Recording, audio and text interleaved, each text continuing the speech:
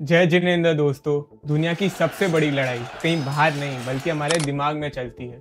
एक तरफ हम अपने गोल्स को अचीव करने की कोशिश करते हैं तो दूसरी तरफ हमारा एविल माइंड बार बार हमें डिस्ट्रैक्ट करता है। हर सेकंड जो गुजरता है एक और अपॉर्चुनिटी हमारे हाथों से फिसल जाती है। पर क्या आपने कभी सोचा है क्यों हम एक सिंपल सा काम शुरू करने के लिए भी इतना स्ट्रगल करते हैं? डेडलाइंस करीब आते जा रही है फिर भी हम नेटफ्लिक्स देख रहे होते हैं, इंस्टाग्राम रील्स स्क्रॉल करते हैं या फिर बस सोचते हैं कि कल से स्टार्ट कर दूंगा। पर क्यों?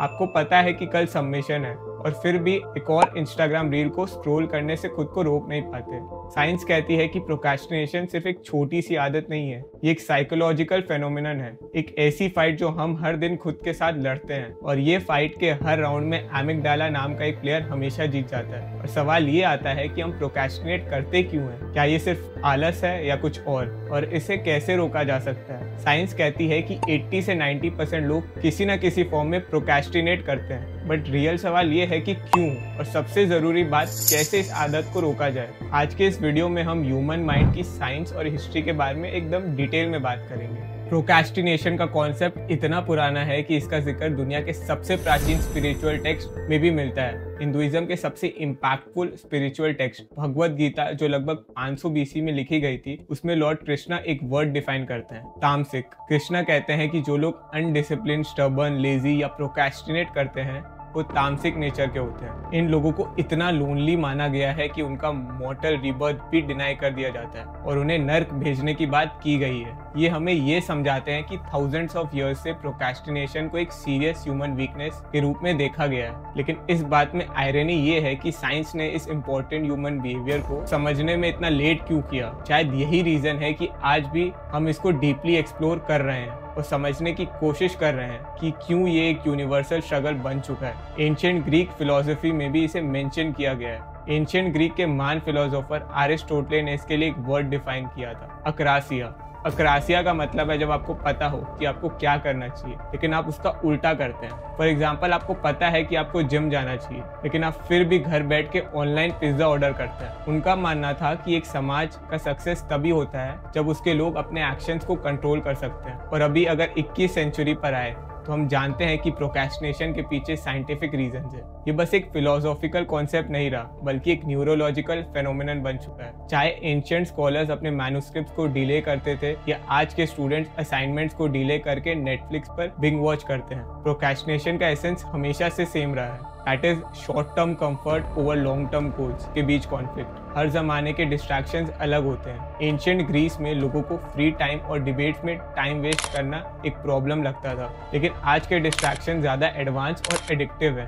लेकिन ये बात यूनिवर्सल है कि इंसान शॉर्ट टर्म प्लेजर के लिए अपने लॉन्ग टर्म गोल्स को कॉम्प्रोमाइज करता है। स्टडीज से ये पता चला है कि प्रोक्रेस्टिनेशन पॉपुलेशन का एक बड़ा हिस्सा को इम्पैक्ट करता है एंड ये ग्लोबल इशू है। इससे मेरा मतलब है कि लोग अप्रॉक्स 2 घंटा हर दिन सिर्फ क्या करना है ये सोचने में अपना टाइम वेस्ट कर देते हैं और अप्रॉक्सीमेटली एक साल में लगभग 55 दिन प्रोक्रेस्टिनेशन के वजह से बर्बाद होता है। और इसका असर टीन्स में तो और भी ज्यादा है। Approx 81% undergraduate students habitual procrastinators होते हैं। जोसेफ फरारी द्वारा 2007 में की गई एक स्टडी के मुताबिक लगभग 20% एडल्ट क्रॉनिक प्रोक्रेस्टिनेटर्स होते हैं। स्टूडेंट्स में ये परसेंटेज और भी ज्यादा होता है, अप्रॉक्स 50% से ऊपर। और हर 5 में से एक एडल्ट क्रॉनिक प्रोक्रेस्टिनेटर माने जाते हैं। ये पैटर्न यूनिवर्सल है। हम जानते हैं कि हमें क्या करना चाहिए लेकिन एक्शन लेने के बजाय हम टेम्पररी डिस्ट्रैक्शंस की तलाश करते हैं ताकि चैलेंजिंग टास्क की स्ट्रेस से बच सके। लेकिन प्रोक्रेस्टिनेशन सिर्फ लेजी होने की बात नहीं है, ये हमारे ब्रेन की रिवायरिंग में डीपली एम्बेडेड है और यहाँ साइंस हमें इसके राज को समझने में मदद करती है। प्रोक्रेस्टिनेशन को लोग अक्सर लेजीनेस समझते हैं पर साइकोलॉजिस्ट कहते हैं कि ये बिल्कुल अलग चीज है। लेजीनेस में तो कुछ करने का मन नहीं करता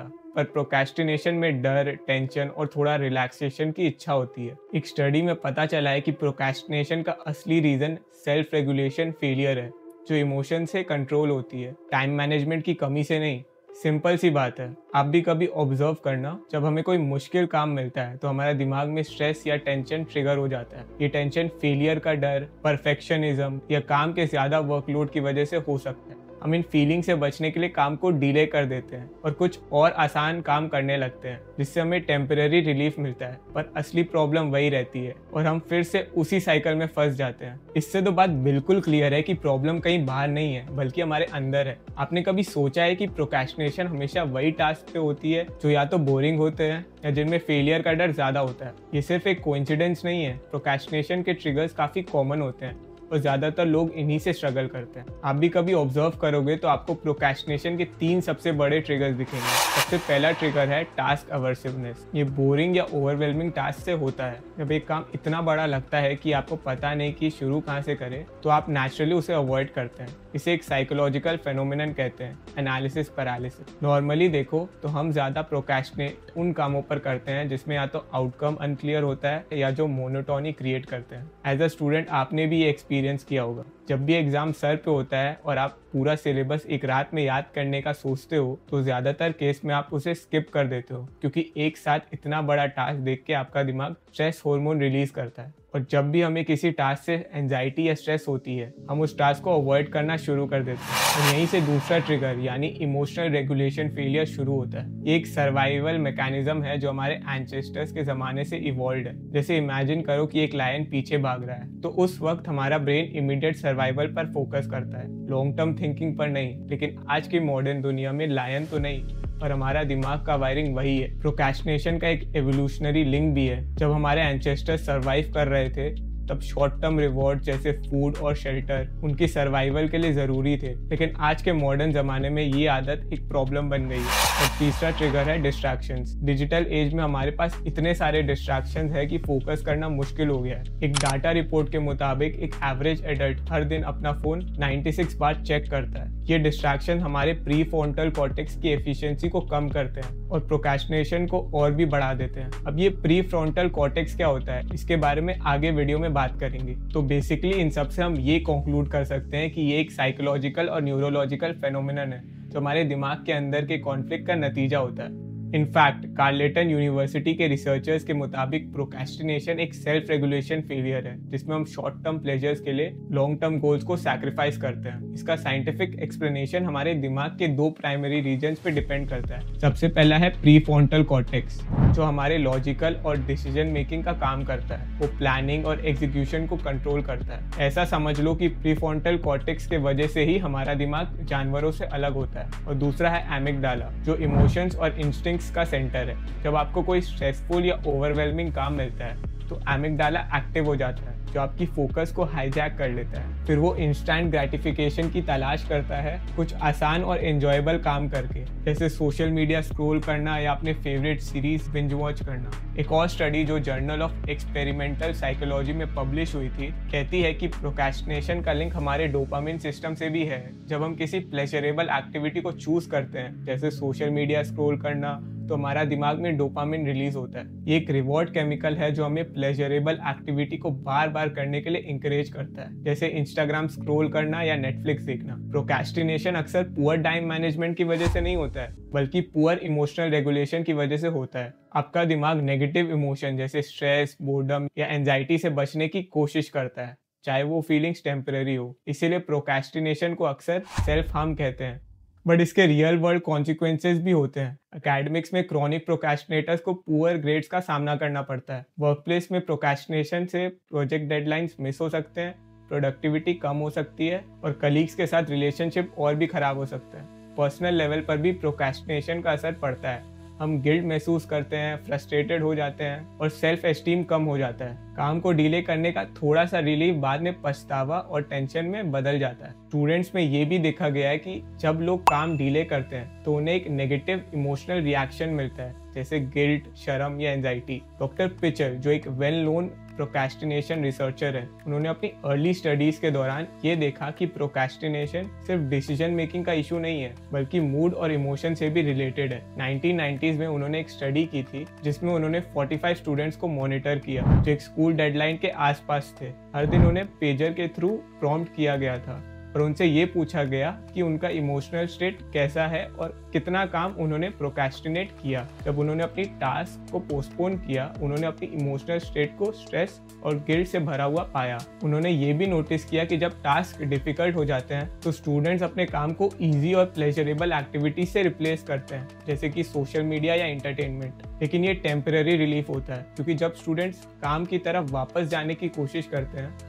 तो उन्हें फिर से गिल्ट और स्ट्रेस का सामना करना पड़ता है। डॉक्टर पिचल का ये रिसर्च ये बताता है कि प्रोक्रेस्टिनेटर्स को अपनी एक्शंस के नुकसान के बारे में पता होता है, लेकिन वो अपनी इमोशनल अर्ज को इग्नोर नहीं कर पाते, जो उन्हें डाइवर्ट होने की तरफ पुश करती है। अब ये तो क्लियर है कि हम प्रोक्रेस्टिनेट करते क्यों हैं, क्योंकि या तो हमें काम बोरिंग लगता है या हमें उससे डर लगता है। लेकिन इसका सोल्यूशन क्या है? अब सोल्यूशन डिस्कस करने से पहले एक बहुत ही इंपॉर्टेंट चीज है जो हमें जाननी पड़ेगी। साइकोलॉजी के एक्सपर्ट्स ने प्रोक्रेस्टिनेटर्स को अलग अलग कैटेगरीज में डिवाइड किया है। ये कैटेगरीज हमें समझने में मदद करती है कि किस इंसान के लिए कौन सा सोल्यूशन काम करेगा। पहली कैटेगरी है परफेक्शनिस्ट की। ये वो लोग हैं जो हर काम इतना परफेक्ट तरीके से करना चाहते हैं कि वो उसे शुरू ही नहीं करते। परफेक्शनिज्म की वजह से वो अपने स्टैंडर्ड के नीचे किसी भी काम को एक्सेप्ट नहीं करते। इम्परफेक्शन का फियर एक्शन को रोक सकता है और हम काम शुरू ही नहीं कर पाते। परफेक्शनिज्म एक डबल एज स्वॉर्ड है, क्योंकि जब परफेक्शन अचीव नहीं होता तो ये और ज्यादा स्ट्रेस और प्रोक्रेस्टिनेशन को ट्रिगर करता है। दूसरी कैटेगरी है अवॉइडर्स की। ये लोग किसी काम को इसीलिए टालते हैं क्योंकि उन्हें फेलियर का डर होता है। ये सोचते हैं कि अगर काम शुरू ही नहीं करेंगे तो गलती भी नहीं होगी। फिर आते हैं द वरियर, तो मुश्किल काम को शुरू ही नहीं करते क्योंकि उन्हें ये विश्वास नहीं होता कि वो काम को कंप्लीट कर पाएंगे, इसलिए उनकी लॉजिक होती है कि काम शुरू नहीं पाएंगे।